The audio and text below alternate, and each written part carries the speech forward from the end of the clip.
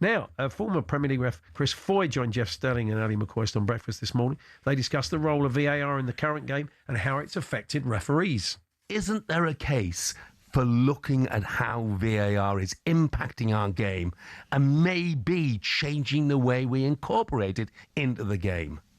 I think the thing is with VAR, Jeff, everybody has an opinion on it, and I have my opinion as well. I think what we have to do is to stress that it's not there to re-referee. It's not there to forensically examine. That's not what we want. But games are being re-refereed, Chris. You see it week after week after week. You see it week after week where the VAR official has interfered and the referee is forced to go and make a decision.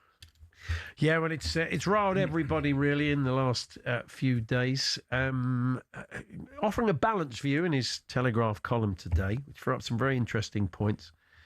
The headline was, VAR has damaged referees, but not in the way Alan Shearer thinks, because we obviously heard his comments after the match. Is the former Premier League ref Graham Scott. Hi, Graham.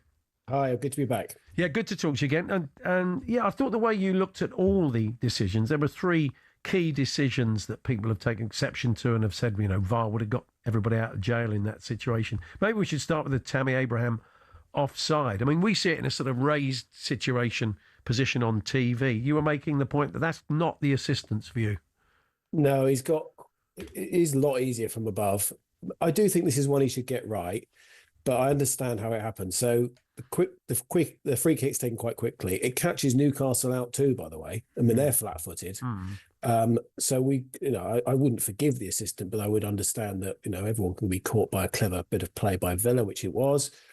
And then it means he's probably about quarter of a second, half a second out. And in that moment, Abraham's moved. And he also moves from behind another Villa player into view. And Villa have worked very hard on that set plays. I wouldn't be at all surprised if they've stationed that player there deliberately to obscure the assistant's view. Yeah. Perfectly legitimate, by the way. Wow. Perfectly legitimate. But they're at that level of detail. So he's then got to look round him. And now once you're looking around something, you're not in line and you're guessing a bit. And I wrote in my piece about the assistants still work on the premise that the attacker should get the benefit of the doubt. And of course, VAR strips that away. So people think, there is no benefit of doubt anymore. Well, there isn't after VAR, but in the original process, they still have that thought that if I'm not sure, I'm keeping my flag down.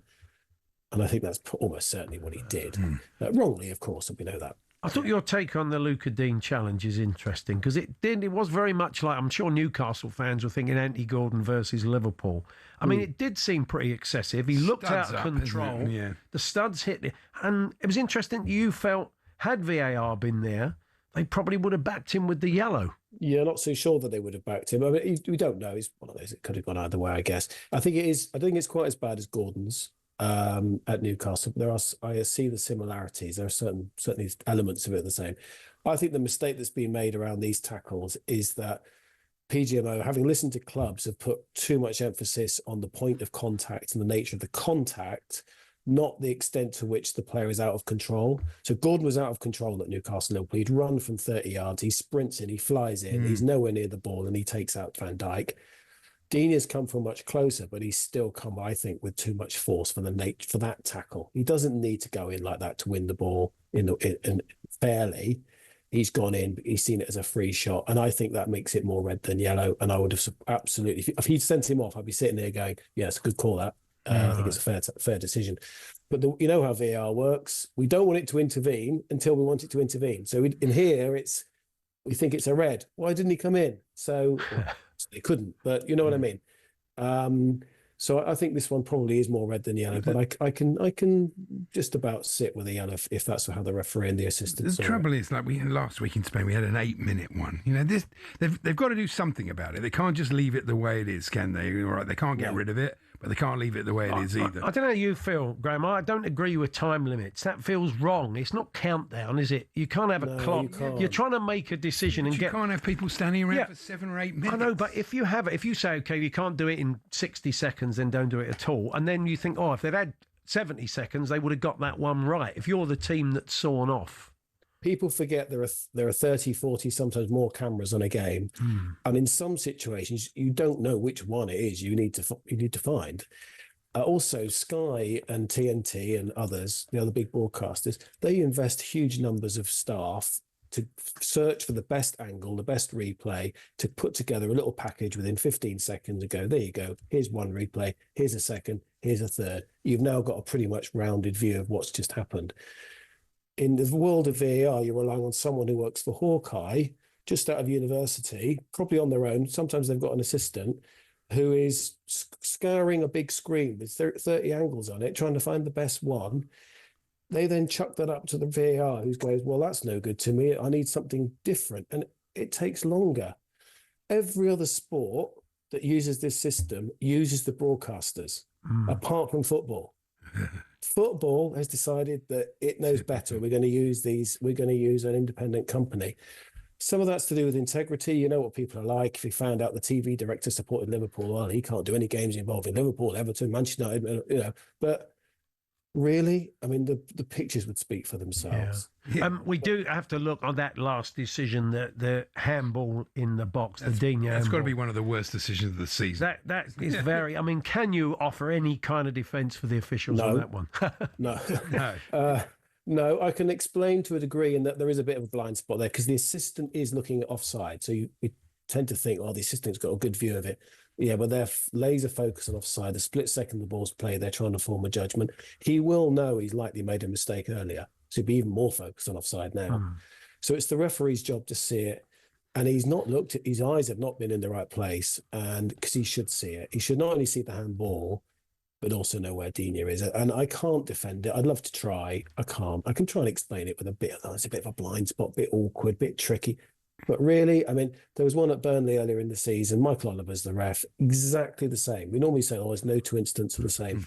It was exactly the same. And Michael Oliver blows his whistle, points to the spot in a moment, and the defender just puts his head in his hands.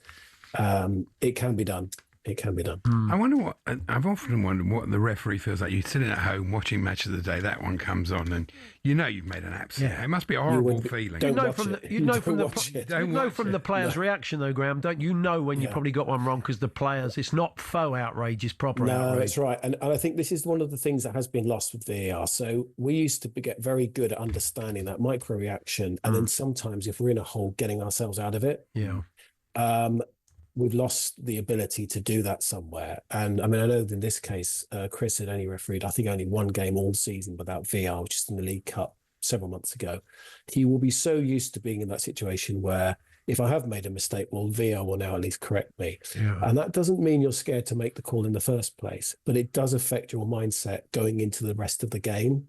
If you know it's been put right, you move on.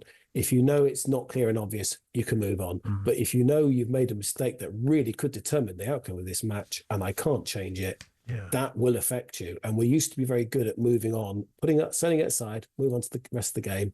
We'll deal with that later. Yeah. That seems to have been lost. And that does need to be addressed because in the FA Cup, early rounds, these games are really important. Once you're out, you're out. You haven't got another 37 games to put it right.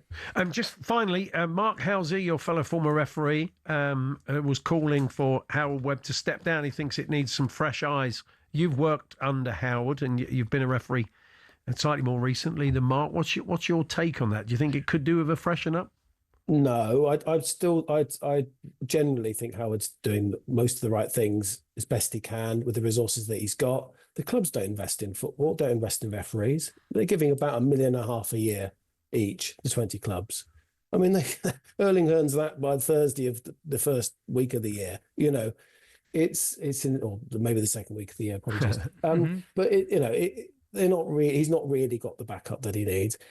Clearly, there's issues that need to be addressed. He does work incredibly hard to address them. There's also the point of, okay, well, it's a bit like fans saying, we want the manager to go. Okay, well, who are you bringing in? Who have we got out there who's better? Who would we go and get? And I'm not sure that person exists right now, which is a problem in itself because there should be someone in the wings. But I don't think this is a situation where Howard should be thinking about resigning or the PL thinking about getting rid of him. No, I agree with that. Good to talk to you, Graham. Thanks, as always. Thanks, both. Good to see you. Yeah. Graham Scott, former Premier League referee, read his column in the Telegraph today. You know, we had a chat with Howard recently, and he's a good man. He's trying to do his best, but it's a tricky system, and a whole point, the laws aren't right, which don't help. You know, it's not just one single thing, is it? That's the problem. Absolutely.